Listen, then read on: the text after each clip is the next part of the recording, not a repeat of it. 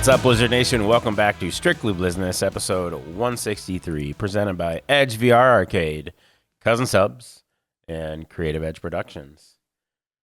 And with our friends at Cousin Subs, you can still get a free fries with promo code GBB Fries. Online. Online only. Green Bay or Wisconsin, not Arizona. And that is with the purchase of a 7.5-inch sub or a sub in a bowl. I bet he giggles every time we say not Arizona. He comments a lot. He talks to you a lot on the show. I don't even have a YouTube account, so I don't reply. So I think it's fabulous. Oh, I love it. Got a lot to talk about. None of it's on the table. I know, it's kind of weird not having anything. From 94 game balls on the table to 2 cups. Well, I'm going to put this on the table then. All right. There. Because I want to talk about him just a little bit. He didn't even give me one of those, and I hung out with him multiple times. He didn't give it to me. I had Thanks, to take dude. it. I had to take it from him because he had it on the table along with some stickers, which were really cute, really cool. But let's talk about Bentley just a little bit. Bentley had what I would say would be a successful day based on his goals that he had. Coach's shoes were the highest one that went, and they did. So kudos to whoever it was that got those. Yep. I'm sure at some point we'll hear a story. Sure. But really cool to see that all 3 pairs went to someone. Did people pick them up that day, or you're still working I have the de-stinkifying and I have the 2 shoes, so okay. I know who both winners are, so that'll get done this week. So excellent. yeah, one winner had a jersey too, and I just told her I can't give you the shoes. They're on a player right now. But yeah, we're good. Those will be delivered or picked up this week. Excellent. Yep. Cool. And I saw that he got in quite a few pairs of cleats. I want to give a shout out to Nate, one of our season ticket holders, because he went to all the area Goodwills and thrifting stores that would have sports equipment and picked up like quite a few pair of them. So that was really cool that he did that. And I know that Nate doesn't want to hear the thank you, but I know it got him right here that Bentley was doing that. So I think if the really Channel cool. 5 recap from our lobby, which is awesome to work with all 4 news stations who probably don't watch this, but thank you for covering us leading up to the home opener. I think 70 was the count that at least Bentley shared over the weekend. So really? 70 pairs. Yep. Oh, fabulous. So he was hoping for 23. Yeah. So that's awesome. So we went over 3 times. Yep. Wow. Excellent. And then he raised money or funds as well. Yes. Beyond the shoes. Yep. Excellent. So hats off to Bentley, a really cool kid. And no doubt you'll be hearing from him throughout Green Bay in the coming months and hopefully years. Yeah. What he's doing is a good thing. And I want to rewind month to our kickoff party because Nick Charles and They Don't Ever Want the Spotlight from AK Crust and our new friends at Carbliss, after hearing his story at the kickoff party, donated collectively close to $1,000 just because they heard the story at the kickoff party. So that was really cool. So, very that cool. is really cool. Excellent. One of the partners from AK Crust was part of our Distinguished Alumni Awards from UWGB. Oh, yeah? Yeah. It was really cool. Yeah. Who was that? So he talked about one of the original founders. Oh, that's awesome. Yeah. So he talked about his time with AK and how much he's had to pivot through history. And it was a really cool. That's neat. He had a really cool speech. Yeah. So. Yeah, they are a new big supporter of GB Athletics, much like you and LT now. So, Yep. All good. All right. You want to talk about this upcoming Sunday? Because there's a lot to unpack with that before we talk about a recap of the game. Yeah. I'm going to, do it without getting emotional. Oh, boy. There's close to 35 churches in Thrivent. I think it's a lot to do with the fact that they put 10 grand up, much like our U Sport Showdown and kind of a friendly church showdown. There's 1,500 church tickets out, and I'm having them move groups around, and it's pretty awesome. That's cool. It's really awesome. And the Village, because we get $5 back, and you and Larry, you are Kathy. You and Larry. I am Kathy, in case you're wondering. They got $5 back on their ticket, plus the top 10 are competing for extra Thrivent dollars, and it's just neat. It is well over any Faith and Family game we've done before. And yes, 10th Avenue North is the biggest name on the marquee, but it's really cool. Like, that game will chase the game we just went through in attendance, and it's going to be pretty awesome. So our tickets available, $5 hot dog and soda combo. Doors at 2, 3:05 kickoff. Those roads we advertised last week will be closed this week. We caught lightning in a bottle, or the big guy upstairs was watching out for us with a monster crowd this past Friday where they weren't closed yet. I saw that. They will be closed. But our friends who also play in the building had a 5,300 person crowd for their Hispanic Heritage Night, and that was with those roads closed. So you can park. We will be fine. 10th Avenue North, for those of you who haven't bought tickets yet, will perform near the goal line in the party pit end zone, and that's just so we can get the most people facing them. They will be on the video board. There will be people sitting behind based on what we're going to have to open now, but they'll be on the video board and through the audio system, and that is at halftime. And it's going to be a great game again. So against a very formidable opponent who beat somebody this weekend. So if I missed anything, you can still come to the game if you're a church group, sitting with your church group if you've waited till this past Sunday or the Sunday coming up.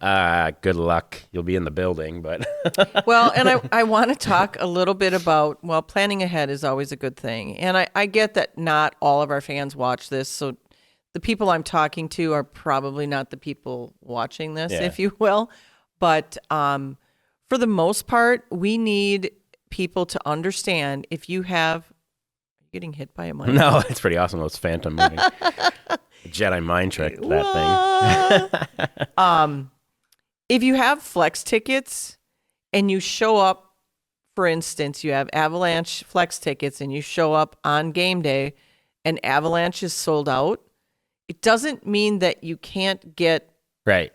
Can you explain that to people just a little bit? Because we had somebody that I know that left because they said, oh, we have no tickets for you. Yeah, you can downgrade from your price point into any seat in the building that is lower than your flex so price. It wasn't that he makes couldn't sense. have gotten seats.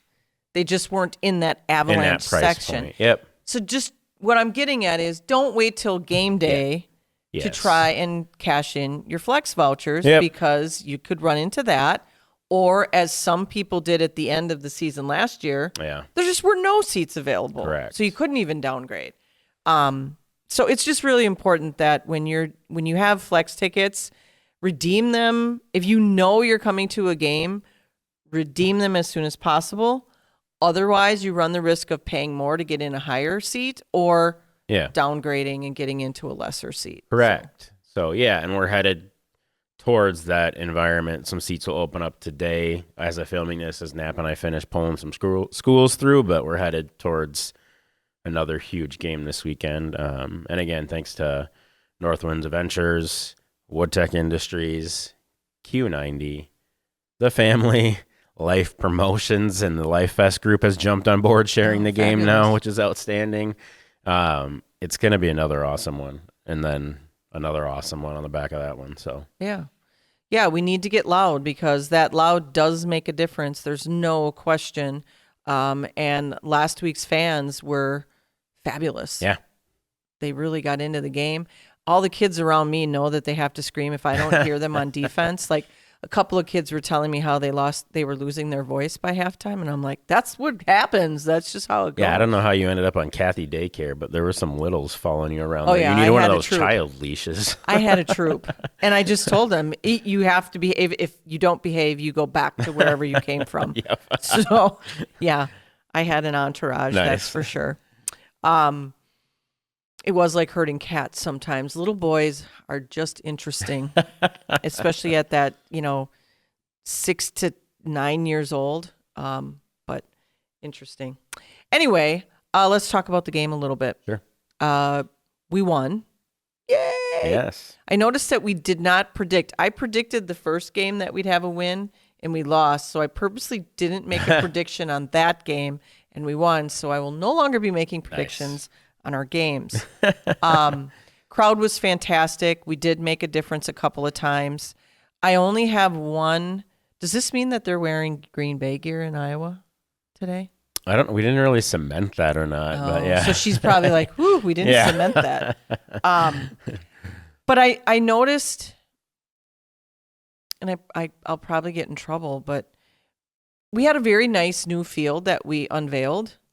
And we had one person, and he knows who he is, that kept spitting on the field. And Larry and I kept noticing it, and we were ready to say, hey, stop spitting on our brand new field. I'm just going to leave it at that. Got it. Yeah. It wasn't one of ours. Okay. It wasn't one of ours. So I'll just leave it at that. Anyway, it was a good game. It came down to the end. And I don't think people realize how close that game actually was. And the fact that if there was a turnover or if Iowa had the ball or had done more with the possession prior to the very end of the game, we would have lost the game. Yeah. And that's really what happened when we were in Quad Cities. So I feel that this weekend, other than one or two games, were very exciting from an IFL perspective and the parity that we now have in the league and just how that all works. Because even though, Arizona's coming to town this weekend, yep. And even though Kevin won and the score looked like a blowout, yeah, it was a little dicey in third quarter. Tucson had 2 back-to-back touchdowns, and then it was like fourth quarter, the Rattlers came back with a vengeance. So they were all good games, I have to say. That's awesome. Yeah. Let's talk about the IFL Network just a little bit. And I have a cheat sheet because I was taking notes with each game on just things that I wanted to touch on. So it happened in our game against Quad Cities, and you mentioned it on the last show where with the mercy rule, the whole 10 points could happen. Yep. And do you remember how they can happen? What has to happen? What's the trifecta that has to happen? In that particular game, it's score your touchdown, score a 2, whether that's a drop kick or a 2-point conversion, and make the deuce. Yep. And that's really what it is. It's mostly a drop kick. We were looking for a drop kick as well as the touchdown and then the deuce. And it happened again this weekend as well with Fisher. It happened. Now, Dixie got that win. They got it on the road, which congrats to them because they're new to the league and they looked fantastic. Another competitive game, which was great. Quad Cities won in a game that I'm sure they thought of as a recap of last year, or retaliation from last year. So, great job for them. They're now 2-0, which is fantastic. I could touch on other things for the league and each game, but I'm just going to kind of address it as an overall. Bay Area lost to the Gunslingers, so they had a home opener where they lost as well. But we had a lot of sound issues on the IFL network, and I know the people that are paying for the service are probably questioning, how come you guys don't have it together? We're getting it together. We are addressing every single issue, including the one that we had here in Green Bay for our feed during replay or coming back from a replay. Some of this, most of this has to do with the venue. In our case, it was a combination of Snipback and our venue. But Arizona, who is normally one of the best broadcasts that we have, they were struggling. Bay Area was struggling, who also, from a production standpoint, is stellar. And it's just, you get new people from a production, and we don't do preseason, so you don't get to kind of try it out. And as much as we can test, if you go live, it's there. There's so many moving pieces during game day that I don't think people realize it. So some of the issues were commercials being quieter than other commercials. That transition back from a commercial to a feed was just kind of a press the button instead of a slow bring it back. The poor guy in Bay Area was sitting in their studio thinking he wasn't live, but he was live. Just waiting for his cue, only to find out he really was live. And then they were going back and forth between game and in the studio. And we had the same kind of thing. So, just be patient. We're only 2 games in. We will get it, and there will be new things that will be added as we start going through.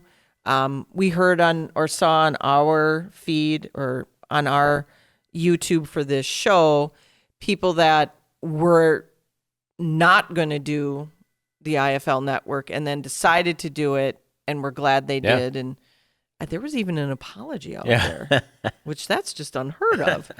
But thank you for that acknowledgement. That really helps. I did see on the forum, there were people that were trying to blast it and other fans that would come back saying, I didn't have any problems. And I think probably the biggest issue is without an app, and if you don't have Comcast, you have to figure out how you throw that up. Because with YouTube, you can just throw it up to your TV, right? Yeah. With this, you can't. So you have to learn how to use the smart things on your TV. You have to do, if you have a Samsung, you have to figure out how to do either the Dex or smart view, which then chooses your TV. You need a smart TV. So if you don't have a smart TV, it's not going to happen. But to me, that's been the biggest stumbling block right now. And once that app is live and you can download the app, it'll be a little bit cleaner.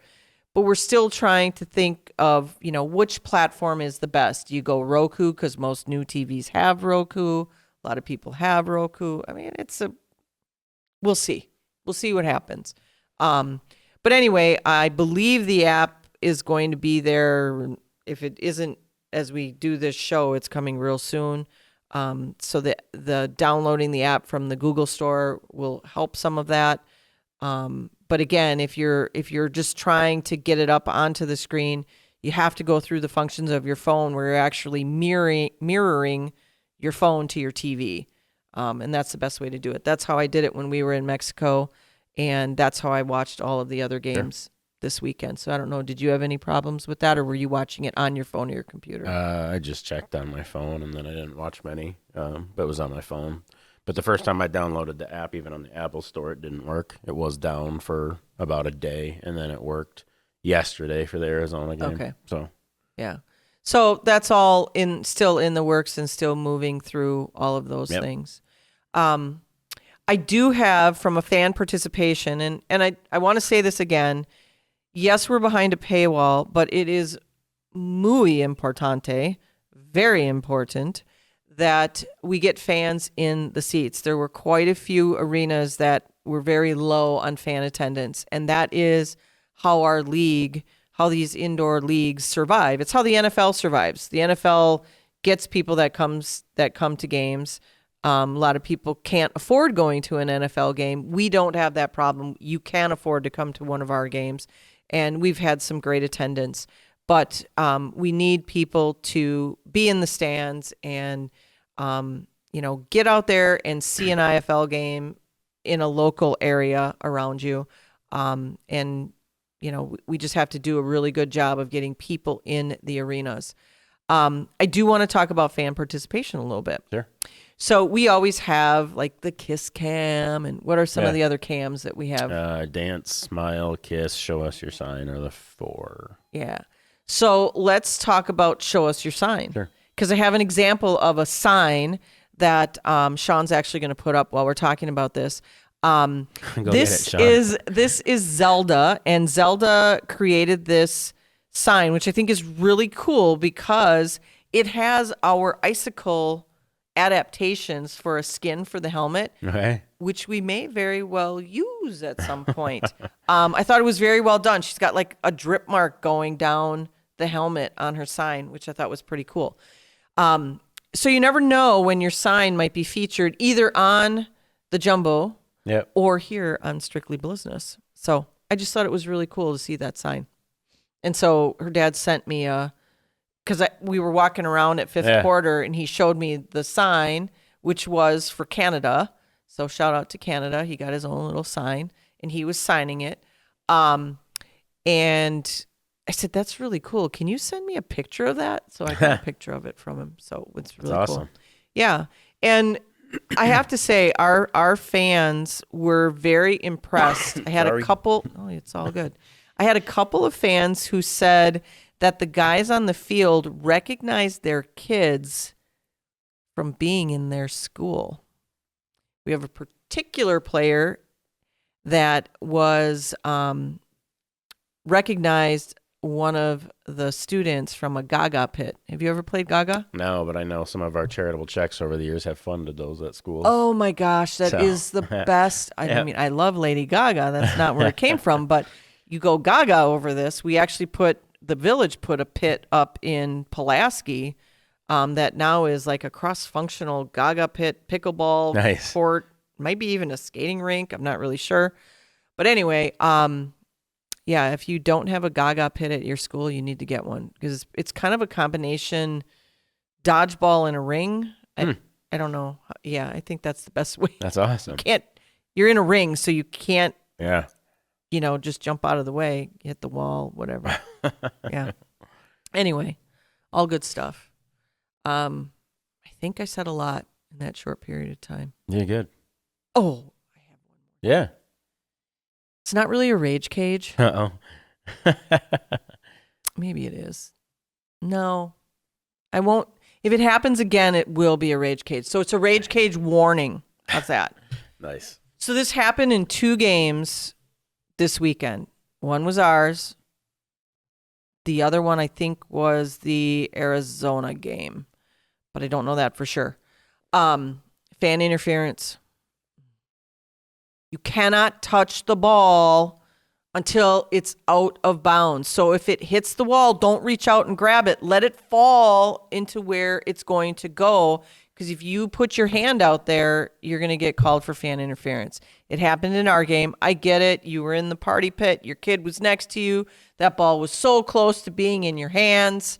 It's got to get out before you can touch it. So what's the result of that, Ryan? If they touch that, what happens? You win the ability to watch the next game from home. Mm-hmm. No. Sorry. We actually get penalized as the home team. Yeah.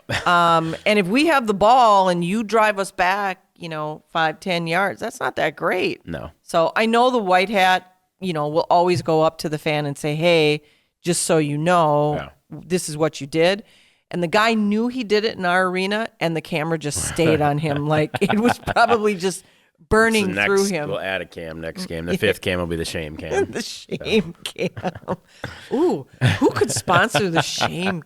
Like a cone of shame, almost. Like you could put a virtual cone around them, like they're in the cone of shame. Yeah. Anyway, keep your hands off the balls.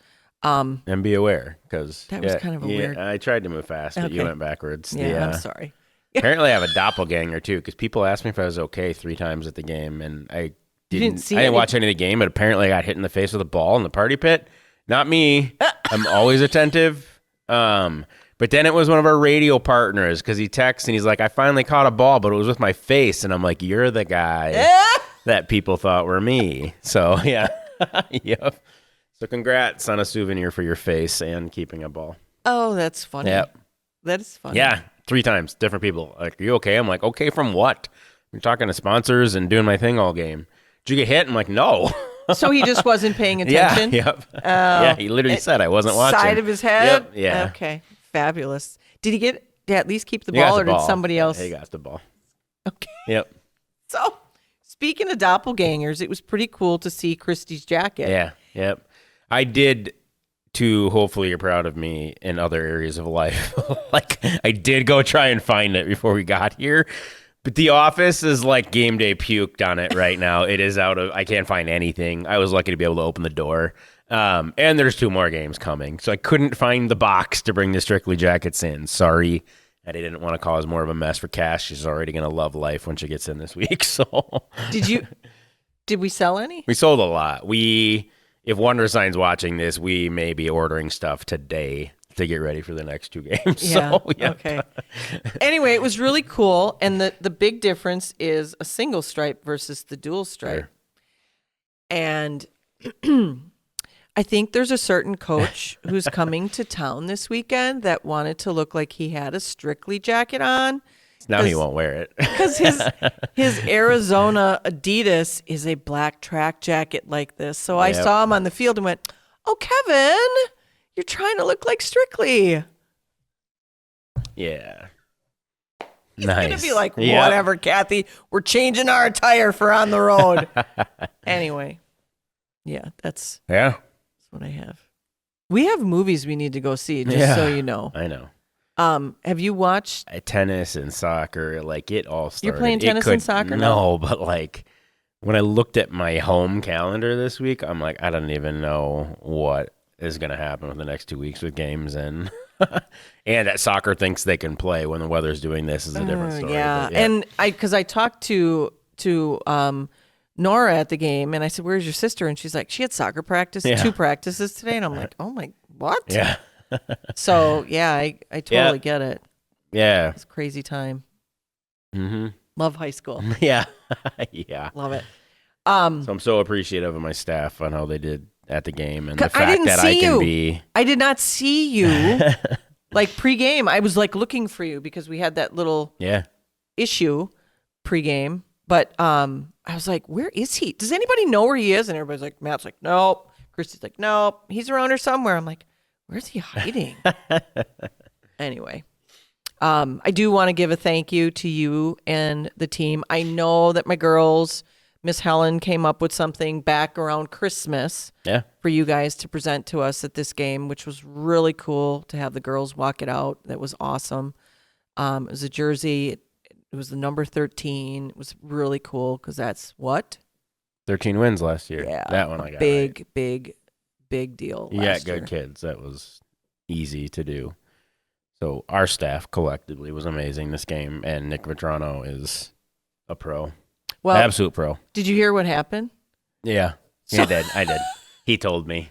So the White Hat. It's funny because I told Mark and Jim, but apparently they thought you were talking. They thought it was me. Yeah. So I decided last minute to have Bentley come out on the field just because CBS was tracking him. So I'm like, well, they can come out with him onto the field. That's great. It's about him. And then the White Hat comes walking up and he's like, "Are you talking before or after the coin toss?" And I went, "Oh, I'm not talking." And he's like, "Oh, well, okay." So then he just went into it thinking I'm not talking. And then Vetrano's like, "But Vetrano maybe I am." It. Yeah. Or Christy's like, "Am I throwing the coin? Am I not throwing the coin?" Yep. No, it was awesome. Anyway, it was a great night on many fronts, and great to celebrate it with everyone on the new turf. Mm-hmm. That's for sure. It had a new turf smell when you walked in the arena. That really did. Yeah, it was cool. Have you kept up on Netflix with some of the new shows that are out there? No. Okay, so I'm going to recommend this, and I know some people are going to tell me it's stupid. It's going to be a split right down the middle if people like it or not. And I'm not going to go into why, but Electric State with Chris Pratt. Oh, I saw that. Sorry. We watched that as a family over spring break. So, yeah. Did you like it? Yeah, it was good. Oh, I really liked it. They're catching so much heat because some people didn't, and they have the new Avengers movies again, the Russo brothers does. So, yeah. But do you know why they didn't like it? Did you hear? Okay, so when I was watching it, it's kind of slow to start out with, and you're wondering, that the brother's going to have something to do with it, but you're not really sure. But really, the moral of the story at the end is with all the AI stuff that's taking over and people becoming numb to communication, being out with other people, talking to one another versus going into a virtual world. That's what it's about. It's about the human connection, and the machines having more of a human connection than some humans is really what it was about. So anyway, I thought it was good. I thought that she did a great job. He did a great job. And I really liked it. Yeah, I thought they did good. Yeah. So see, we watched a movie. We did. We had a commentary and didn't even know it. There you go. Okay. I think that's all that I have. I did all the talking today. Cool. But you sound a little under the weather. So. Yeah, and we'll air high five it because it's just one of us out of commission and healing before the game is better than two of us. So. Oh, I'm not afraid of that. Oh, we're still gonna high five. We got to do what we got to do. I'll just douse myself with sanitizer when we're done. Game on Sunday, 3:05, 2 p.m. doors. Give yourself time to park. Please get in the building early and support Green Bay Elite doing a pregame performance for us. adjusting to the fact that we are at a halftime because it was the only game they could do with their competition schedule. So huge shout out to Cherokee and crew. So get there early, fans, and support them because they're bringing a large group out to support Blizzard football. So are we still doing the snowstorm? It's not possible. Yeah, in every version of the timeline. So yeah. I got to tell you that I saw something cute, but then I was like, hey, dude, A2220 is no longer one of our balls. It's not the ones Olu was throwing into the bench, is it? Because I saw that happening too. Literally 3 times the game I watched, and I'm like, oh, those are snowstorm balls that are going away. No. Okay. But these little kids were walking around getting signatures. Nice. On those little snowstorm balls. And I'm like, hey. I've told everybody, you catch it, you keep it. Or you want to throw that one in for a chance to win. But yeah. So if you're wondering where some of them went, apparently Olu was a problem as well as the fans that kept them to get signatures because they didn't catch a ball. Yeah. Well, you'll learn something new. It's kind of cute. Yep. Dude was walking around. He was holding it like this. Yeah. And I could see all the signatures on it, but too funny. Anyway. Yeah. What else you got? That's all I got. Should we hit him with it? Yes, let's hit him with it. Go Blizz.